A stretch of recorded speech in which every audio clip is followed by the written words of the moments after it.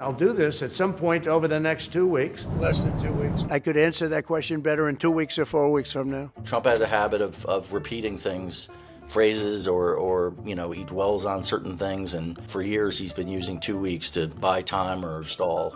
I have a message directly from the president, and I quote, "Based on the fact that there's a substantial chance of negotiations that may or may not take place with Iran in the near future, I will make my decision whether or not to go within the next 2 weeks." 2 weeks is a long time. It could also be a very, very short time for him to decide. That's part of Trump's strategy here, it seems, is to keep people guessing, keep Iran off guard. The thought process behind 2 weeks timetable. Just a time to see whether or not people come to their senses. A number of weeks ago, President Trump said he would determine within 2 weeks whether Vladimir Putin was serious about peace in Ukraine. Do you still believe that Putin actually wants to end the war? I can't tell you that, but I'll let you know in about 2 weeks. Within 2 weeks, we're going to find out very soon. President Zelensky of Ukraine says that the Ukrainians are ready for a ceasefire, they're ready for peace negotiations. In your mind, is Ukraine doing enough to get this peace? I'd rather tell you in about 2 weeks from now.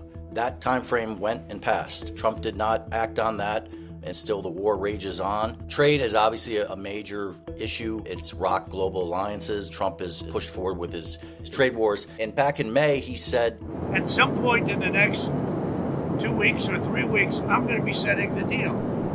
I'm going to say that such and such a country has had a tremendous trade surplus their way with us. They've taken advantage of us in various ways. a lot of the trade deals that Trump needs to work out have not happened in that 2-week period has passed. He wasn't saying we'll have all these deals done in 2 weeks, but he was saying we'd show progress on that, and that's an area where they've fallen short on. When he says 2 weeks, a lot of things are at play. Certainly there are times when he says that we all know that there's nothing behind it. For example, if he's talking about infrastructure plans, as he did in his first administration, it was generally assumed that there wasn't a real plan there. In other instances, there is a lot of work going on behind the scenes. In Iran, for example, there are very serious deliberations. He's been constantly in the Situation Room talking with his advisors. At some point, it's kind of funny to hear him say 2 weeks. It's also, this is a very serious situation that includes potentially bringing the U.S. into war, and so he's trying to take as much time as he can to make a good decision on that. He is very solicitous of ideas and opinions from people around him, both in the White House, his friends in business, and so it can lead to what looks like on the outside indecisiveness, and certainly there are times when that looks like that's the case, but other times it's his way of working through problems, putting them aside or delaying and trying to get more information, or hoping that something emerges, some other solution pops up.